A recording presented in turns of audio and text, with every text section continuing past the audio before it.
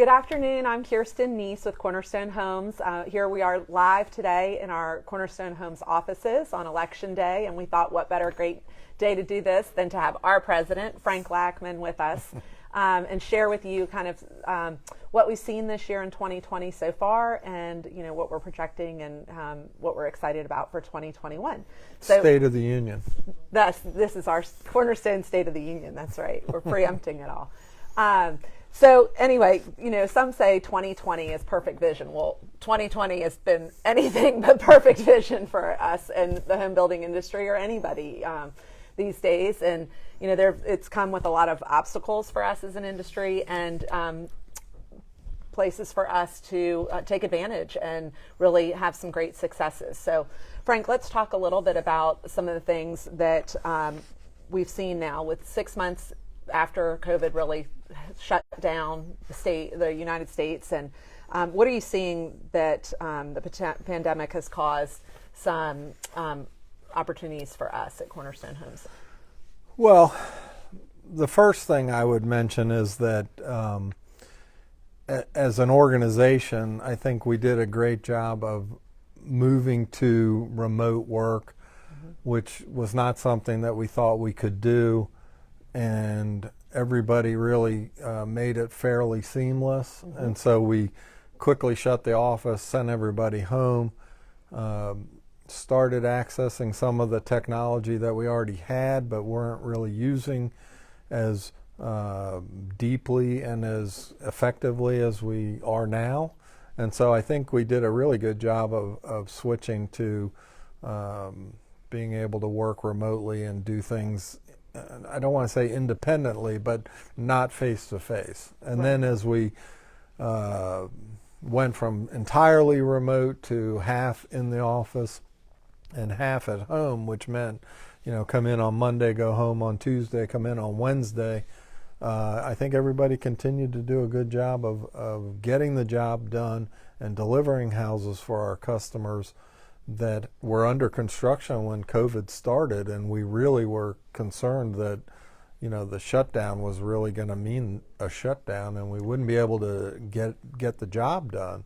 And thankfully, for our customers and for our business, that we were able to continue to deliver homes and get people moved in, which was a big concern of ours when this all started. Absolutely. The state of Virginia, we became an essential business, which wasn't true for the rest of the 52 states, and certainly posed a lot more problem for Did other... we add two that I didn't know of? 50, sorry, 50 states. I don't know, I'm thinking ahead. Right, yeah. 50 you must have voted Democratic today. For our other 50 states.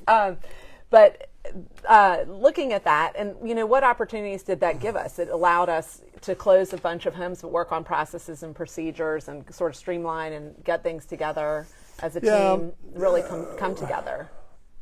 Yes, we've done a lot. Let me sort of set the stage. When I came to Cornerstone Homes 6 years ago, it was a much smaller organization, and it was much easier to manage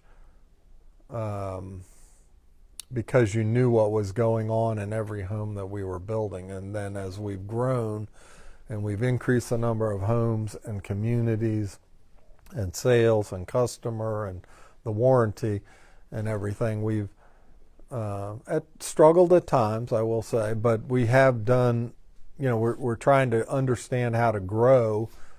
Our growth this year alone is 50%. We were going from 85 closings in 2019 to 125. That's a huge amount of growth to take on and not feel some growing pains. And we've in the middle of a pandemic. And so I think we've done a good job of, let me change that.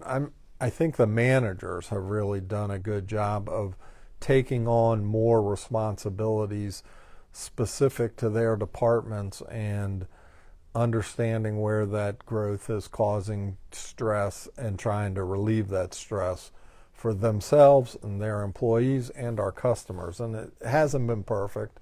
Everybody knows we've struggled in some areas, but we've tried to to manage it, and I think we're getting a handle on it. I've been really proud of the people that are part of the team and that we've brought onto the team, because they are every day taking on more and more of that responsibility that when I got here, not to take the credit like I was doing everything, but we were trying to grow a business that could produce a very complicated process in varying locations to the best of our ability, while providing the customers with an ability to customize, which is a whole nother layer of complexity that we add to the process. And so I've been really proud of what we've been able to do, and we're continuing to try and make the improvements every day. Yeah, and with that, I mean, like you're saying, we're growing, we're customizing houses to some extent, but then throw in the pandemic and throw in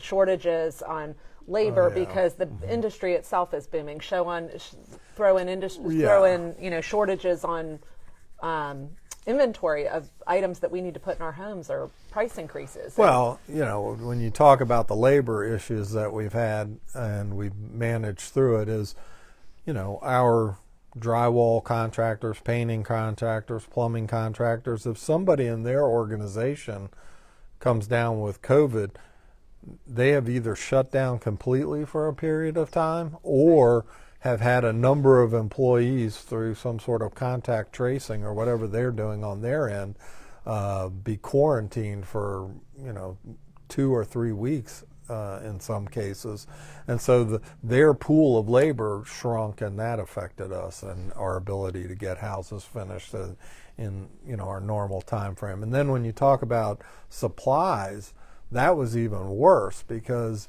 and it never occurred to me until this whole thing happened, but window manufacturers and appliance manufacturers and just anybody who's working in a factory, they're normally working shoulder to shoulder with people doing small tasks in some sort of assembly line type of situation. And if somebody in that organization comes down with COVID, the whole factory shuts down. And that has a whole, snowball effect. Just like we were building out our business plan, if we don't do this in this month, it's going to mean this that. So, you shut down your factory for a month or a week or whatever, you've got jobs that are missed, and then it just continues. I mean, we've gone from being able to get windows in 5 weeks, 4 to 5 weeks, from the day we order them, to 12 to 15 weeks. So it's almost tripled the amount of time it takes us to get windows. It's gotten to the point now where we talk about who are we applying for a permit for today, because in addition to applying for the permits, I need to order the windows to make sure they show up on the job. Right. And then in relaying 15 all that weeks. to the customer, and they're like, well, I want to make a change, but they can't, because we've got to get that house, permitted and done, and it's just... Yeah, it becomes harder and harder with the increased production of the company to be able to make small changes for people, and it becomes harder and harder for us to explain that to our home buyers so that they understand that little change is not really as little as they think it is. Right. If I was one guy doing one job, acting as a general contractor, it's much easier, but that's really not what we've built here. We're building a manufacturing plant that builds homes in varying locations. So it's like running a factory, but then moving the factory every week, if that makes any sense. Right. I mean, the materials have to show up to different locations, the crews have to go to different locations, they have to do the same job, and somebody has to check the quality and make sure it's right. And so it's a complicated process, and it's like a aircraft carrier leaving the dock. You can't just turn it around and bring it back. It takes time to even slow it down, much less turn it around. Sure. Well, yeah, I agree. I think it's been, really exciting time to work here at Cornerstone. We've had a lot of great camaraderie among the team, and I know everybody's looking forward to 2021 for a number of different reasons. But I think in our company and the way that we're going to finish out 2020, knowing all the things that we have overcome, and what we're looking for 2021 is exciting. So, if you want to speak to that a little bit.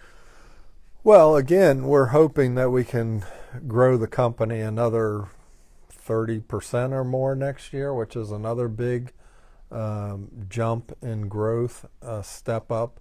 We're hoping that this year we can be in the top 10 of the builders in Richmond, and if we do another 30% next year, we'd be, probably closing in on the top 5, which is something that we're all focused on. Not as much just because it's a number, but it's something that we can be proud of, that we're all growing this together, right? And creating something that is bigger than any one of us by ourselves. Well, and we're award-winning builders. We That's just right. had the Community of the Year for Virginia with Chickahominy Falls, and we want to be able to bring that product to more people. So just, by increasing our numbers, we're benefiting not just us and workers and patting ourselves on the back, but by creating a product that the greater Virginia area can really be proud of and enjoy.